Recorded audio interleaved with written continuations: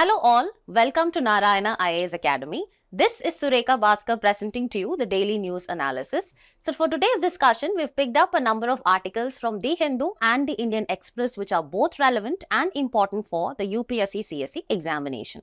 So now let us look at the topics one by one. The first article for the day, Food for Reform. This has been taken from page number 8 of the Indian Express, and this particular article discusses about the various strategies that are actually required for reforming India's agriculture and food systems by the year 2047. And also it expresses the need or the importance of the policy changes, the better nutrition, climate resilience, as well as the optimum utilization or the efficient utilization of resources for sustainable growth and development. The second article for the day, India's hepatitis headache, has been taken from page number 11 of the Indian Express. This particular article discusses about the high prevalence of viral hepatitis in India. It also talks about the mode of transmission, the causes, as well as the gaps that India actually faces with respect to that of the diagnosis and treatment of hepatitis. Also, it discusses about the disparities in the method of attention as well as the treatment that has been given by India towards the disease of hepatitis versus tuberculosis. The third article for the day has been taken from page number 1 of the Hindu, that is zero FIR registered over killing of 2 Kuki-Zo men, and here we will be discussing about the concept of zero FIR, its objectives, its significance, as well as the provisions concerned. The next article has been taken from page number 12 of The Hindu, that is probe ordered into foreigners receiving organs in India. In this particular article, we will be discussing about a statutory organ or the statutory body named as NATO, that actually stands for National Organ and Tissue Transplantation Organization, and also we will be discussing about the functions of this particular organization, the key provisions of the organization, and also we will be dwelling into the Transplantation of Human Organs Act of 1994. The last article for the day has been taken from page number 9 of The Hindu about what is doxxing and what measures you can take when it is done to you. So in this particular article, we'll be dealing with a new concept or a term that might be asked in the UPSC Prelims examination of what is doxxing, and we will also see other relevant terms which can be appearing in your examination.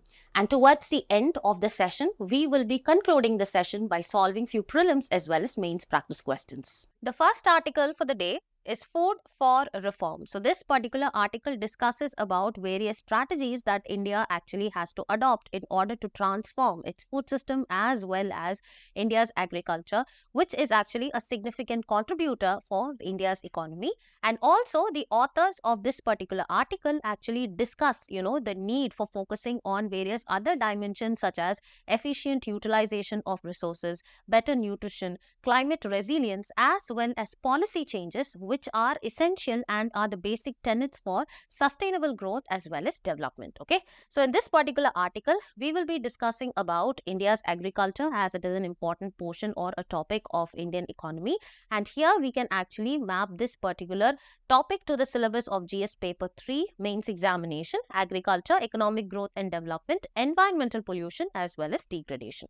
Now moving on, agriculture has been one of the most important topics specifically for your mains examination, okay, and any kind of data that actually comes in your economic survey as well as budget regarding the government initiatives for the same becomes very important for your prelims examination. So if you see the PYQ, we have two PYQs, one in the year 2017 in the mains examination that has asked about various types of revolution that actually took place in agriculture after independence, and also in the year 2020 there was a question on how science is actually interwoven deeply with our lives and what are the essential roles that it actually plays with that of agriculture.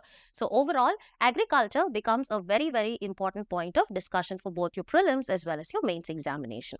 Now let us look into what this particular article is actually talking about, okay? So the article actually discusses various strategies that India actually has to adopt in order to transform India's agriculture as well as food systems by the year 2047, so that it is actually in sync with the vision of Viksit Bharat at 2047.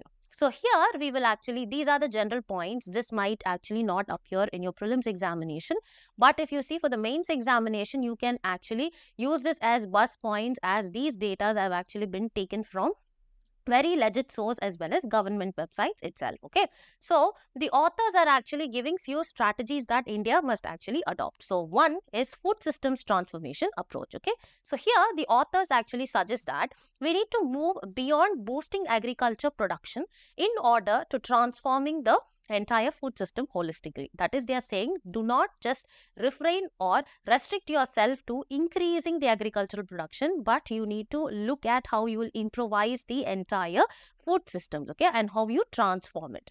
And as we see, India's population is actually set to hit around 1.6 billion by the year 2047, and this definitely will be, complemented, or it will be accompanied by an increase in the demand of food, increase in the demand of fiber, as well as biofuels in the future. So accordingly, we need to, from today, actually start focusing on optimum utilization or efficient utilization of resources like land, water, labor, as well as other inputs, okay? And also, we need to actually focus on increasing investments in agriculture research and development, and also innovative technologies. And also, we must strengthen the extension services so that the services are actually directly extended to the beneficiaries like the Krishi Kendras, etc. Now, the second approach that the authors actually talk about is building climate resilient or climate smart agriculture. We know that there has been, a vagary of nature in the recent past in terms of global warming, etc. And there are extreme weather conditions from global warming risks which are actually disrupting the agriculture productivity not only in India but also worldwide. And this has caused a disruption in the food supply as well as volatility in the prices of food grains. Okay, and for instance, if you see agricultural GDP impacted by the El Nino effect, this actually highlights the need for climate resilient farming. So that what should we do now is that we need to invest in climate resilient seeds as well as water management practices like the drip irrigation, sprinkler irrigation, precision farming, precision agriculture, etc. And also focus on associated infrastructure as well as technology.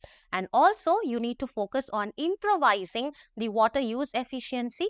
That is crucial as 78%. This is very, very crucial because your improved water use efficiency is very important as 78% of India's fresh water is actually used in agriculture to prevent urban water crisis, ensure availability for other sectors as well.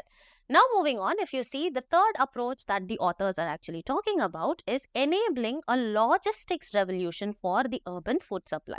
As I told you that, the population of India is actually going to hit around 1.6 billion around 2047. And if you see the urban population in particular, that is projected to be 2/3 of what it is currently by 2047. It is currently 36% and it is actually set to increase to around 66 to 67% by 2047. And since that will be accompanied by rising urban food demand, this actually requires efficient transport, efficient storage, processing, distribution from the rural areas. And followed by that, they actually insist on the need for, large-scale private investments in the food logistics. And also, they actually suggest that the government must modernize the laws with respect to that of the agriculture sector in order to facilitate private-led logistics transformation, efficient food value chains, etc.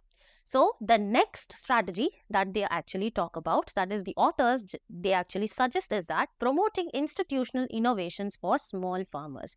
We know that, around 86% of the land holdings today are fragmented and these are small farm holdings. Okay, so as farm holdings actually fragment, the small farmers find it extremely difficult and they struggle in order to join the modern food value chains. As we know, 86% of India's farms are small holdings under 2 hectares only. So there is actually a need for huge institutional innovations like the farmer producer organizations, that is the FPOs. There have to be cooperatives in order to help the small farmers aggregate the produce, gain the bargaining power, etc. And also, apart from this, we need to scale up these organizations, and this improves access to their inputs, technology, the credit they actually receive from the banks as well as the government, that is the funding they receive, market linkages, boosting incomes as well as livelihood. Moving on, The next one they talk about is shifting from food security to nutritional security. Okay. They actually mentioned that India faces high malnutrition, you know that, and especially there is a very, very concerning figure that 35% of childhood stunting risks are there. You know, that risks the future workforce efficiency.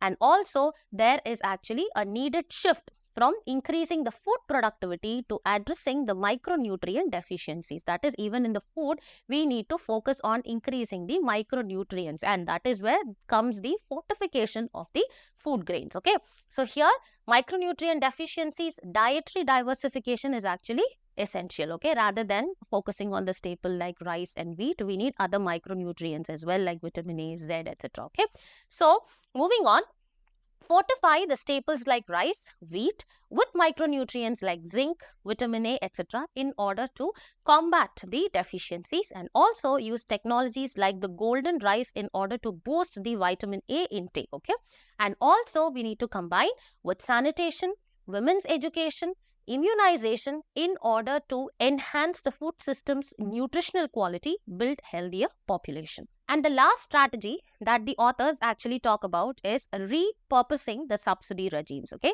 here they say that India actually spends a humongous amount of about 4 trillion rupees on food, fertilizer subsidies, etc. Much may be inefficient, and they are sometimes or most of the times very poorly targeted. Okay, so here we need to shift to direct income transfers, and this could actually save up to 25 to 30% of the expenditure. And also this actually ensures support, and also we must ensure that the support actually reaches the small as well as marginal farmers directly, bypassing the middlemen or the intermediaries or any kind of organization. Okay, and also here free the resources for agriculture R&D, that is research and development, climate smart agriculture, food fortification, strengthening food system, etc.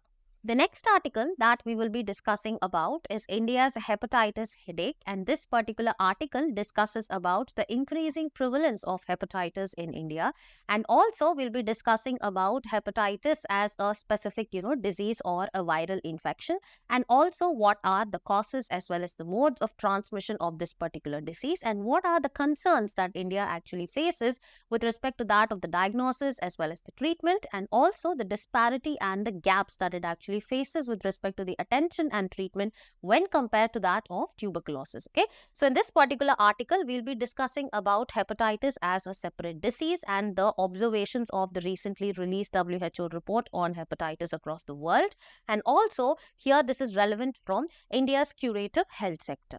And this particular topic can actually be mapped to general science of prelims, and also for the mains examination this can be mapped to GS paper 2, issues relating to development and management of social sector, that is health.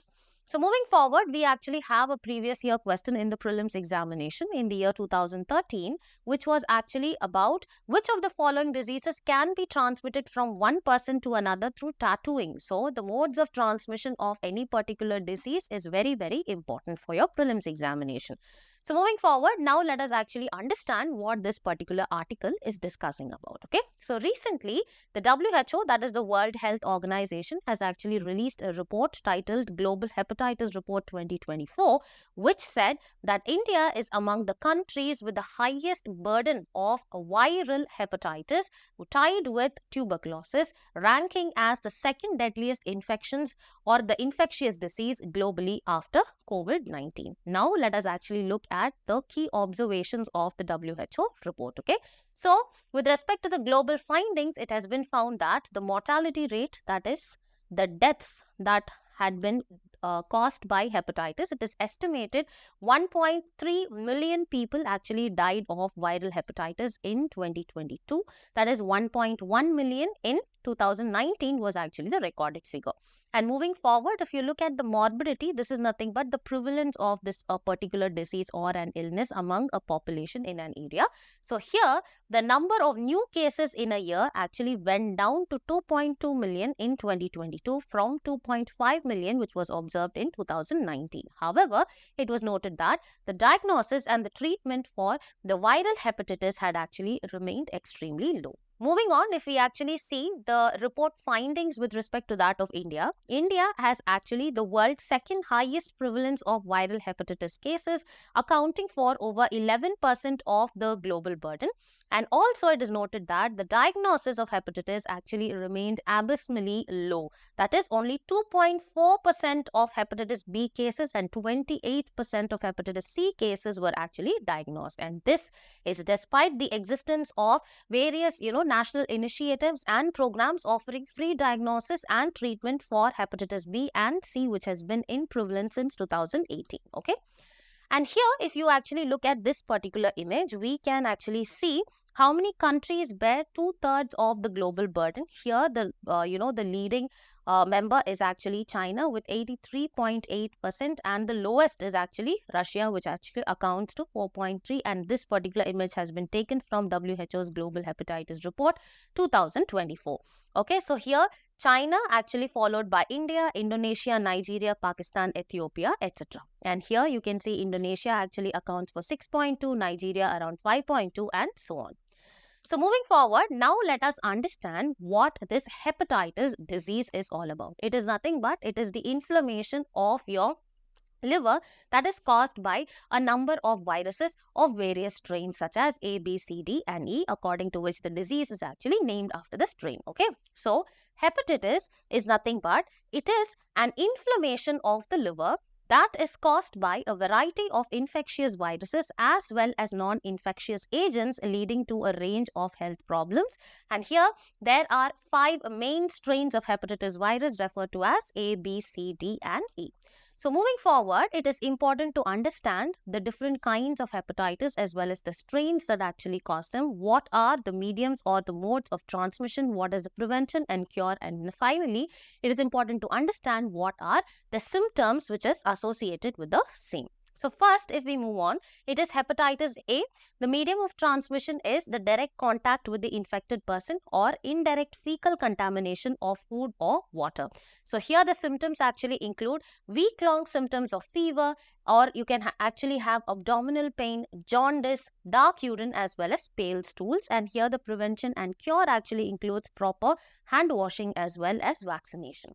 Moving forward, if we move on to hepatitis B, here you can actually see that it can be spread through blood, urine or semen, or it can also be spread from the mother to the infant during pregnancy. And here if you see the symptoms, it is short-term symptoms which actually resolve on their own eventually. And here other kind of symptoms is actually include chronic lifelong disease that actually cause cirrhosis. Okay, and if you see the prevention and cure, this actually needs blood test for diagnosis as well as vaccination for prevention of this particular disease. Then moving on to hepatitis C, this is also the medium of transmission is same as that of hepatitis B, and here the symptoms are also the same as hepatitis B, and here the prevention and cure actually involves needs diagnostics as well as medication. And if you move on to hepatitis D, it can infect only those who have hepatitis B. And also if you see the symptoms, it is the same as hepatitis B, and if you see the prevention and cure, it can be prevented by hepatitis B vaccination. And moving forward, the last one is hepatitis E. This is actually same as that of hepatitis A. That is a medium of transmission is either through direct contact with the already infected person or the indirect contamination of food and water. And if you look at the symptoms, it is same as hepatitis A, where you have the week-long infections like fever, abdominal pain, etc. And here the prevention and cure is the same as hepatitis A, which actually includes proper hand washing as well as vaccination. So moving forward, it is important to note that these are few of the important points that we need to know, that is the differentiation or the difference between A, B as well as C strains of hepatitis. So hepatitis B virus can actually survive outside the body for a period of 7 days, and hepatitis C can actually survive outside the body for 4 days. Moving forward, hepatitis D is also known as delta hepatitis, and if you move on and look at hepatitis A and E, these are acute as they generally cause short-term diseases. But on the other hand, if you see hepatitis B, C and D, they can be chronic, causing permanent scar to the liver. Okay. So moving forward, now let us understand what are the driving factors for the hepatitis cases in India according to the WHO report. So the report has actually noted that viral hepatitis can be transmitted through the contaminated blood transfusions or through contaminated needles. Okay. And for hepatitis B, almost 90% of the cases in India are transmitted from mother to child. Why? This is because most blood banks now provide safe blood, and needle stick transmission in healthcare workers is limited because almost everyone is vaccinated. And in case of hepatitis C, India is one of the 10 countries where 80% infections are among the injected drug users. Okay. So moving forward, now let us actually understand what are the various challenges in dealing with the viral hepatitis, specifically with respect to that of India. The first one is inadequate vaccination. Okay, so despite the fact, if you see that hepatitis B vaccine actually being the part of universal, immunization program since the period of 2007 and 8, the coverage actually remains very, very inconsistent, which actually hovers around 41 to 62%. And also, if you see, according to the 2018 National Viral Hepatitis Control Program, this also targets high-risk groups like healthcare workers for vaccination. Okay, there is actually inadequate vaccination or a limited target among the population.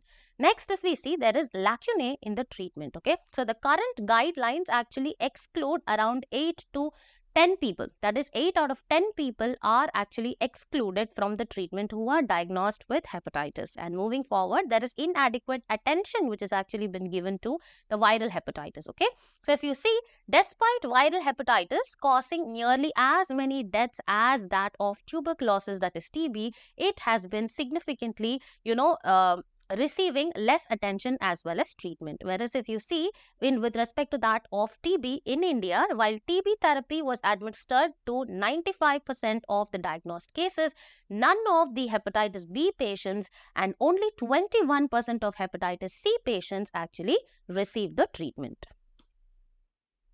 Okay, finally, moving on to the suggestion on how to deal with this particular, situation or the challenges that India actually faces with respect to that of the lacuna in the diagnosis as well as the concerns with respect to that of treatment when compared to tuberculosis.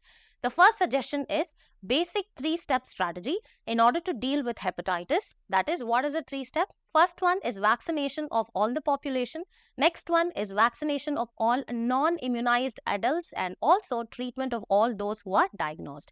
And also we need to follow the principle of treatment for all, where making medications accessible to everybody whosoever is diagnosed is very, very crucial. The next article that we'll be discussing about is 0 FIRs registered over killing of 2 Kuki-Zo men, bodies yet to be returned. So this particular article discusses about the Manipur police having recently registered 2 0 FIRs against the murder of 2 Kuki-Zo men in the firing incident near the Kangpokpi district of Manipur. So in this particular article, we'll be discussing about the concept of a 0 FIR as well as the first information report, that is the FIR. And this can actually be mapped to polity for the prelims examination, and for the mains examination, it can be directly mapped to GS paper 2, important aspects of governance. So moving forward, let us actually see the previous year question. We have a previous year question in the year 2021 in the prelims examination on judicial custody. So these kind of constitutional processes or the legal frameworks which actually covers it, the various provisions and the amount of period up to which an accused can be detained, whether solitary confinement is allowed or not, or all the provisions are very, very important for your prelims examination. So moving forward, let us now understand what this particular article is discussing about. Okay. So, the Manipur police have recently registered 2 0 FIRs over the killing of 2 Kuki-Zo village volunteers in a firing incident near the Kangpokpi district of Manipur. So, moving forward, let us actually first understand what is the first information report, and moving on, we can understand what is a 0 FIR. Okay.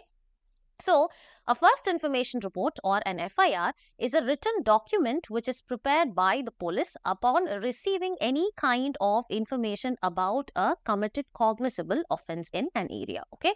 So, what is a cognizable offence? It is a serious crime that allows the police to arrest someone even without a warrant. So, this is a cognizable offence, and it is a first step towards the investigation process, and it sets in motion the probe and further actions that have to be taken taken by the police or the investigative agency. Moving forward, what is the procedure for the registration of FIR? Section 154 clause 1 of the Code of Criminal Procedure. So here we need to understand the newly passed BNS, that is the Bharatiya Nyaya Sanhita, which is the IPC, that is the Indian Penal Code, and the Bharatiya Nagrik Suraksha Sanhita. So this is actually your CRPC. So here you need to know this and the provisions and how these are actually different from the current CRPC as well as the IPC you need to know. So the registration of the FIR can be done under section 154 clause 1 of the Code of Criminal Procedure that allows the police to register an FIR for any kind of cognizable offences. And in case there is a failure of registering the FIR, then section 166A of the Indian Penal Code, that is the BNS, this actually provides for the punishment for public servants failing to record any kind of information relating to any cognizable offence that had been committed or has been brought to notice, including imprisonment of up to 2 years and a fine.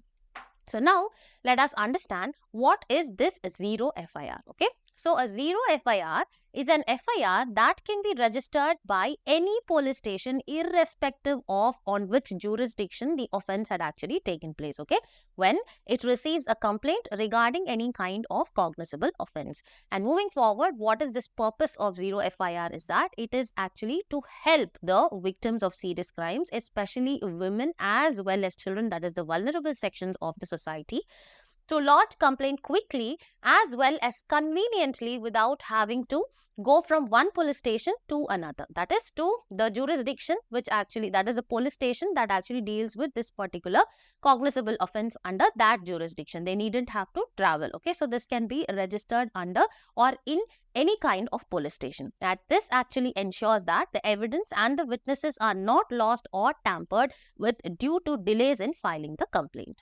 And moving forward, if you understand the legal basis of filing the zero FIR, this concept of zero FIR had been introduced after the recommendation of a committee, that is the Justice Verma committee, which was set up after the 2012 gruesome Nirbhaya rape case. Okay, and the process is that when a zero FIR is filed, no regular FIR number is assigned at this particular stage. After that, what happens? The relevant police station then registers a fresh FIR and they actually start the investigation process. And the zero FIR is later transferred to the police station that has the actual jurisdiction. So this is actually few points regarding what is an FIR and what is the concept of zero FIR, whether it actually has a constitutional backing or the provisions of the legal framework that protects it becomes very, very important for your examination. The next article that we'll be discussing about is probe ordered into foreigners receiving organs in India. So this particular article discusses about the data from the registry of the statutory organization called NATO, which actually stands for National Organ Tissue Transplant Organization. And this actually has revealed that there has been a substantial increase in the foreign nationals actually getting organs through private hospitals in India. Okay, so in this particular article, we will be discussing about the statutory body of NATO and also understand the organ transplantation and donation in India. And this particularly can be mapped to polity under prelims examination, and for mains it can be mapped to GS paper 2, statutory, regulatory and various quasi-judicial bodies. So moving forward, let us actually look at the previous year question. There has been a question in the year 2022 prelims regarding the Tea Board of India. So any kind of statutory, constitutional or quasi-judicial bodies become very, very important, especially for your prelims examination. So moving forward, let us actually understand what this particular article is discussing about. Okay, so the data in the registry of NATO, that is nothing but the National Organ and Tissue Transplant Organization, has revealed that there has been substantial increase in the foreign nationals getting organs through private hospitals in India. So here it is important to understand what this particular statutory body of NATO is all about, what are its objectives as well as its functions. So it is a statutory body that has been under or established under the Transplantation of Human Organs Act 1994. And then again, this particular act as well as its provisions become very, very important for your examination. And now looking at the aim of this particular statutory body is that in order to improve the access to transplantation for the needy citizens by promoting the process of organ donation. Okay. And the parent organization is the Directorate General of Health Services, Ministry of Health and Family Welfare, and it is actually headquartered in New Delhi. And if you look at the divisions, it has two divisions. Number one is the National Human Organ and Tissue Removal and Storage Network. This actually focuses, or it actually functions as the apex center for procurement, for your registry, as well as your distribution of the organs and tissues across the country. And the next division is the National Biomaterial Center, which is also the National Tissue Bank, and this actually aims at filling up the gap between demand and supply, as well as the quality assurance in the availability of various tissues. So moving forward, now let us quickly run through this particular concept or the act, that is Transplantation of the Human Organs Act 1994. So this particular act actually regulates the removal, storage as well as transplantation of the human organs, and the act allows for the transplantation of organs from both the living as well as the deceased donors. This is very important, and this particular act actually underwent amendment in the year 2011 in order to include tissue donation as well as a registration of the tissue banks, and the act is actually applicable in all the states as well as the UTs. This is very, very important, except the states of Andhra Pradesh and Telangana, which have their own act on this particular subject, as health is a state subject. So here this also becomes very, very important. The next article that we will be discussing about is what is doxing and what measures you can take if it happens to you. So this particular article discusses about the rising or the increasing instances or incidences of doxing on the internet in the recent past. So in this particular article, we'll be discussing about this term and the associated terms which are related to doxing, and this is actually an essential part or an important part of cybersecurity. So here we can map this one to current events of national and international importance to the prelims examination, and for the mains it can be mapped to the topic of GS paper 3, awareness in the fields of IT and computers. So moving forward, let us actually look at the PYQ. There was a PYQ in the year 2018 that had been asked in the prelims examination relating to the terms of WannaCry, Petya as well as Eternal Blue. So these kind of terms in news, especially which are related to that of cyber crimes and cyber security, becomes very, very important, especially for your prelims examination.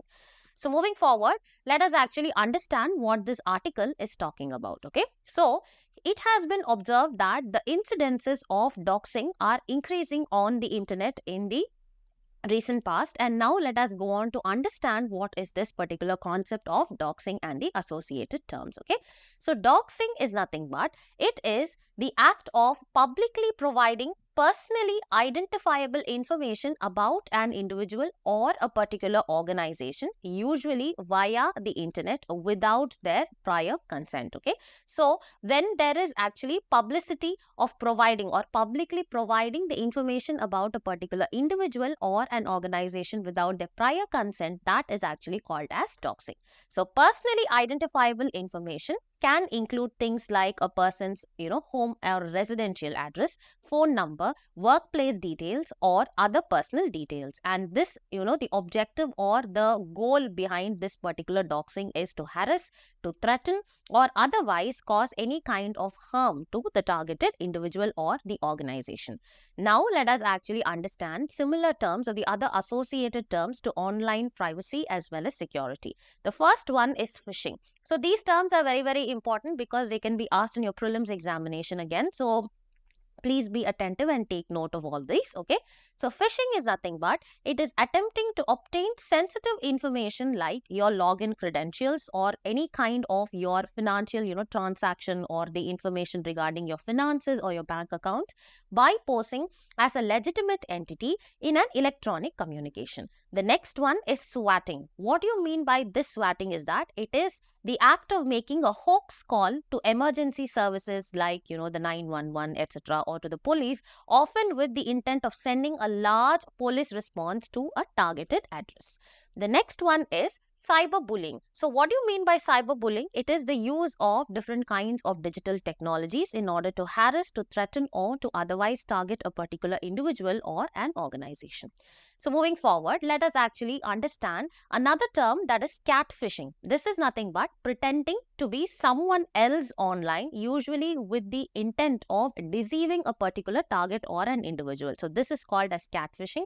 And the last term is astroturfing. So this is nothing but it is the practice of masking the sponsors of a message or the organization in order to make it appear as though it originates from and is supported by the grassroots participants. Now let us solve few prelims as well as mains practice questions. The first question reads, with reference to hepatitis, consider the following statements. Hepatitis E is a blood-borne hepatitis and 80% of infections in India are among injected drug users. So this is actually wrong. The next one is hepatitis C is generally transmitted through contaminated food and water. This is also wrong. So which of the statements given above is or are correct? Since both are wrong, here it is actually neither one nor two. So here the answer will be option D. Moving on, the second question reads, the term doxxing, often seen in news, actually involved, since we actually discussed in detail. Here it is publicly revealing personal information without any kind of consent. So the answer is option B.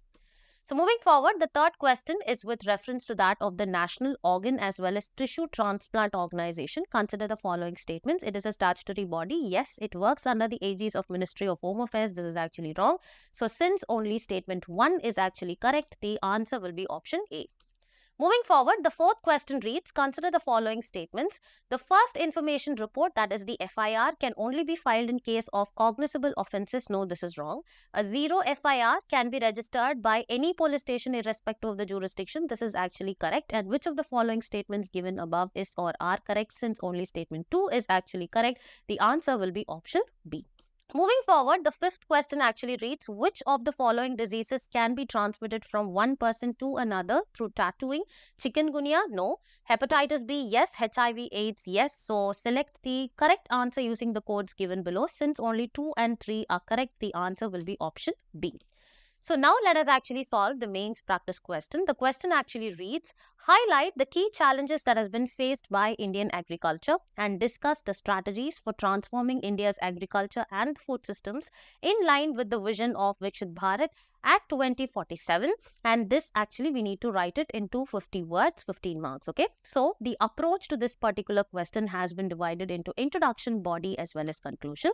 So in the introduction, we will actually start by briefly mentioning the current status of Indian agriculture as well as how significant it is or a contributor to Indian economy, and also mention the vision of Viksit Bharat at 2047 as a driver for transformative changes in the agriculture sector. And towards the body, we need to discuss about various challenges in the agriculture sector like fragmented land holding, extreme weather events, declining soil fertility, etc. And move on to discuss the strategy for transformation such as, the food systems transformation approach, the climate resilient, the climate smart agriculture approach, then repurposing subsidy regimes, etc. And finally, we will actually conclude this particular answer by reiterating the importance of aligning these strategies with the long-term vision or the goals of Viksit Bharat at 2047 in order to achieve comprehensive food as well as nutritional security. So now we've come to the conclusion of the daily news analysis. For regular updates, please do like, share and subscribe to Narayana IAS Academy YouTube channel. Thank you.